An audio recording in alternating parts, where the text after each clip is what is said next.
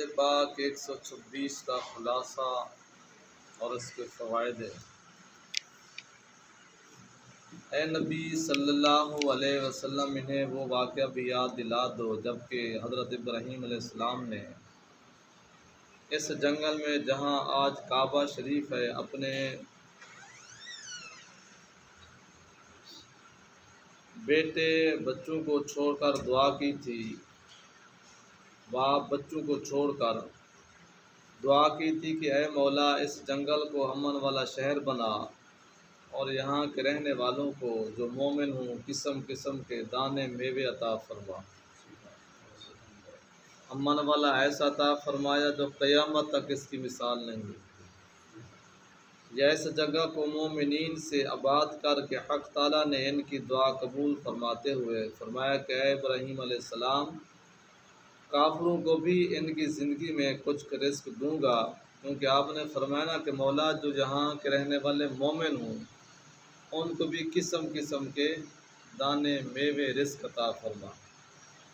آپ نے مومنوں کا فرمایا تھا، اللہ رب العزت نے فرمایا پیارے خلیل کوئی بات نہیں، ان کے ارد گرد حدود حرم شریف کے علاوہ اگر بھی کافر مشرک رہیں گے ہم ان کو بھی کچھ کھانے کے لیے دیں گے۔ رزق عام ہے، امامت اور معرفت خاص ہے۔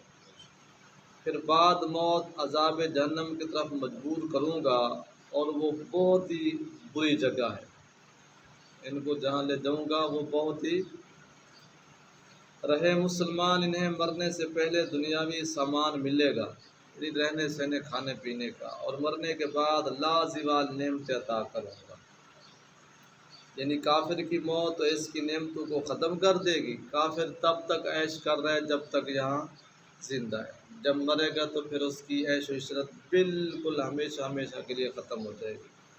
مگر مسلمان کی موت اسے بڑھائے گی، یا یہ کہ اس شہر میں کچھ روز تو کافر رہیں گے۔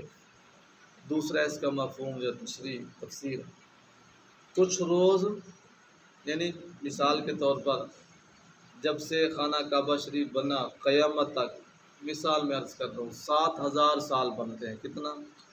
7000 سال۔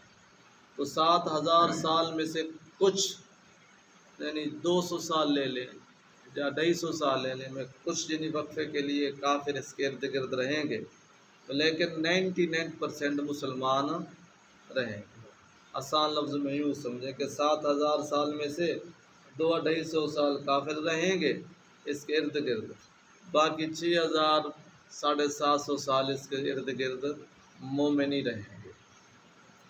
مگر آخر کار یہاں اسلام کا آفتاب چمکے گا، جیسے شرک اور کفر کی تاریکی ہمیشہ ہمیشہ کے لیے دور ہو جائے۔ اس دعا کی قبولیت کا اثر اس طرح ظاہر ہوا کہ کچھ دن بعد ہی یہاں شہر بن گیا۔ آپ نے فرمایا نا مولا اس کو امن والا شہر بنا دو، ہاذا البلد، بلد شہر۔ تو جو ہی حضرت اسماعیل علیہ السلام کے پاؤں مبارک سے چشمہ آب زمزم جاری ہوا، بس لوگ پھر بسنا شروع ہو گئے، اور ہمیشہ یہاں کا ادب اور احترام ہوتا رہا کہ کمال ہو گیا جناب، انسان تو کیا یہاں کے جانور بھی محفوظ ہو گئے۔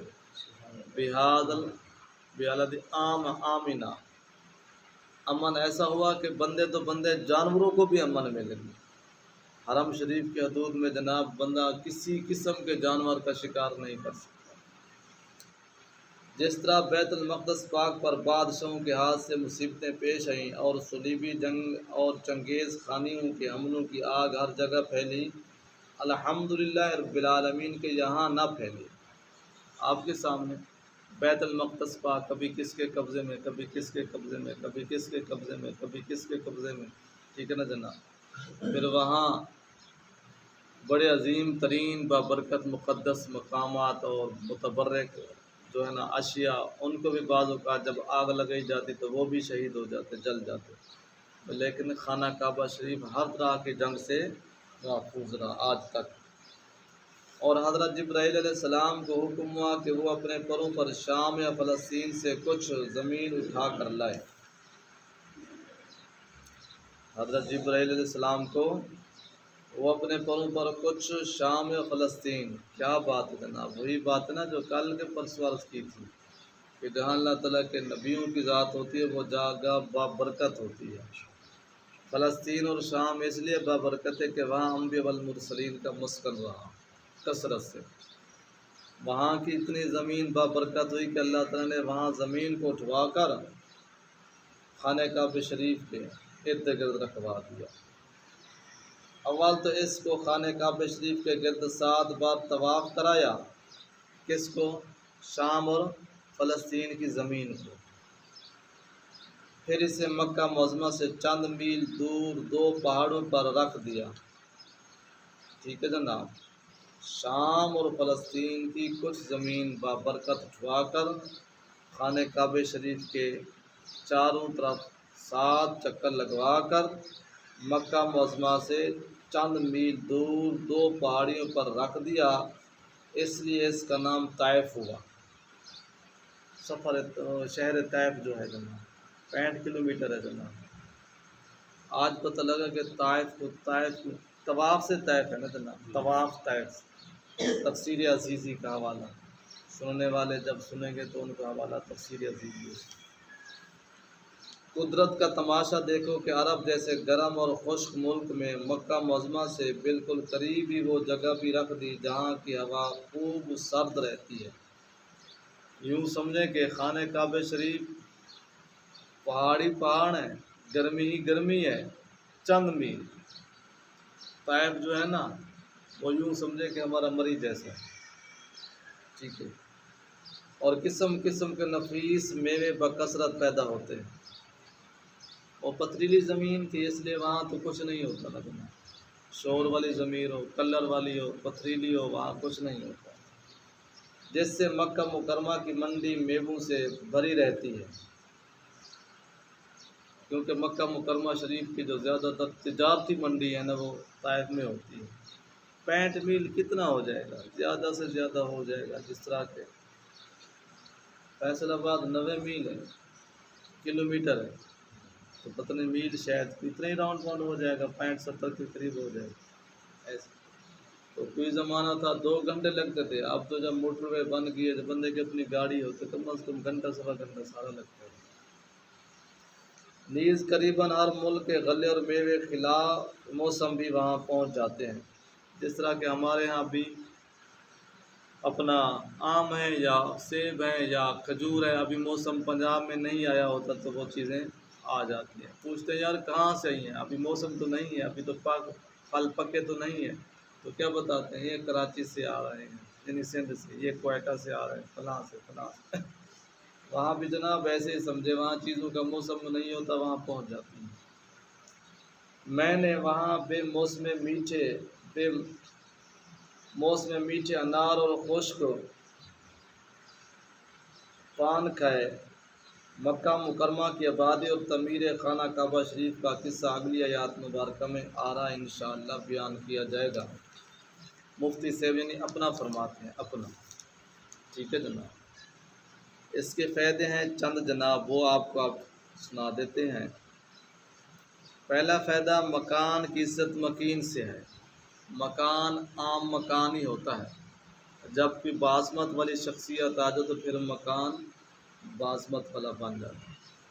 آپ اسی جیون پورے شریف جائیں نا جناب، شہنشاہ بڑی اللہ شریف کے خلیفے ہیں نا سب، حکیم غلام رسول صاحب، حکیم صوفی عبدالحمید صاحب رحمۃ اللہ تعالیٰ علیہ، تو وہ آج تک انہوں نے اپنے ان کمروں کو محفوظ کیا ہوا ہے جہاں شہنشاہ بڑی اللہ شریف خواجہ محمد حفیظ اللہ سے رحمۃ اللہ تعالیٰ آ کر ٹھہرتے تھے، بیٹھتے تھے، آرام کرتے تھے۔ انہوں نے جناب کمروں کو ایسے سجایا ہوا ہے کہ جس طرح دلہن کے لیے سجایا ہوا ہے، اور کھولتے بھی نہیں ہیں، مطلب دن کو کھول کے رکھ دیا صفائی کر کے، وہاں کوئی جاتے نہیں ہیں، صرف زیارت کے لیے۔ مطلب مکان کی عزت مکین سے ہوتی ہے۔ مکہ مکرمہ چونکہ بزرگوں کی دعا سے آباد ہوا، وہاں نبیوں نے قیام فرمایا، اس لیے سارے شہروں سے افضل ہوا۔ سیدنا امام مالک کے نزدیک شہر مدینہ شہر مکہ مکرمہ سے افضل ہے۔ ہم آپ کو گہے بغیر عرض کرتے ہیں نا، حضرت امام مالک امام مدینہ شریف، آپ فرماتے ہیں مکہ شریف سے افضل مدینہ شریف ہے، مکہ شریف سے افضل مدینہ۔ کیونکہ مکہ مکرمہ کے لیے خلیل نے دعائیں فرمائیں اور مدینہ منورہ کے لیے حبیب علیہ السلام نے دعائیں فرمائیں۔ اچھا، حبیب علیہ السلام نے مکہ مکرمہ میں اجسام کا کعبہ ہے، یعنی جسم کا تعمیراتی کعبہ ہے، اور مدینہ منورہ میں عرفان کا کعبہ ہے، معرفت کا۔ اس کی نفیسی نہایتی اور مکمل بحث ہماری کتاب شان حبیب الرحمن میں دیکھیں، مفتی صاحب نے جو کتاب لکھی۔ نیز انشاءاللہ اس کی تفسیر میں بھی لا اقسم بہذا البلد کی آیات پاک میں بھی آئے گی۔ مفتی صاحب فرما رہے ہیں نا، اللہ رب العزت نے جس شہر کی قسم کہی تھی لا اقسم بہذا البلد، اس لیے ہم نے قسم اٹھائی کہ حبیب آپ تشریف فرمائیں۔ دوسرا فائدہ، اللہ والوں کی جگہ کو متبرک سمجھنا جائز ہے۔ مکہ مکرمہ کے متبرک ہونے کی وجہ یہ بھی ہے کہ بزرگوں کا جے قیام رہا، اس لیے بابرکت ہے نا۔ حضرت اماں ہاجرہ، حضرت اسماعیل، حضرت ابراہیم، حضرت اماں حوا، حضرت آدم اور میرے آقا ذیشان صلی اللہ علیہ وسلم علیہ السلام کی ذات پاک تشریف فرما ہوا نا، اس لیے ان جگہ کو بابرکت بتا دیا۔ ہر چیز کی وضاحت ماشاءاللہ آپ بابرکت خوبصورت طریقے سے سنتے رہتے ہیں۔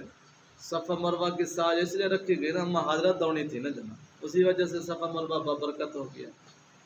میدان عرفات کو عظیم رکن اس لیے فرمایا گیا کہ آدم علیہ السلام کی بات توبہ قبول ہوئی۔ یہ سارے یعنی مقامات انہی پاک ہستیوں کی نسبت سے بابرکت ہیں۔ تیسرا فائدہ، اپنے بال بچوں اور وطن والوں کے لیے رب تعالیٰ سے عمدہ رزق اور اچھے پھل مانگنا بھی جائز ہے، کیونکہ یہ دعائیں انبیاء علیہ السلام ہے، سنت انبیاء علیہ السلام ہے، بلکہ سنت انبیاء علیہ السلام ہے۔ دیکھو حضرت ابراہیم علیہ السلام نے سارے مکے والوں کے لیے ہی چیزیں طلب کی تھیں۔ وَإِذْ قَالَ إِبْرَاهِيمُ رَبِّ اجْعَلْ هَٰذَا بَلَدًا آمِنًا، هَٰذَا الْبَلَدَ آمِنًا وَارْزُقْ أَهْلَهُ، تمام کے رہنے والوں کے لیے۔ آخری فائدہ، دعا کا اثر کبھی دیر میں بھی ظاہر ہوتا ہے اور کبھی جلدی بھی ہو جاتا ہے۔ ابراہیم علیہ السلام کی یہ دعا کہ مکہ مکرمہ میں ایمان اور مومن ہی رہیں، ہمارے حضور علیہ السلام کے زمانے میں ظاہر ہوئی، بھلا کتنے سال بعد؟ تقریباً 4000 سال بعد، 4000 کم و بیش۔ تو مطلب دعا جب بندہ مانگتے تو گھبرایا نہ کرے، بعض اوقات دعاؤں کے اثر جلدی ہو جاتے ہیں، بعض جب پیارے خلیل کی دعا اتنے عرصے بعد اس کا اثر ظاہر ہوا تو ہم تو پھر خاکی انسان ہیں۔ اللہ تعالیٰ ہم سب کو قرآن پاک کی معرفت نصیب فرمائے اور عمل کرنے کی توفیق عطا فرمائے۔ بسم اللہ الرحمن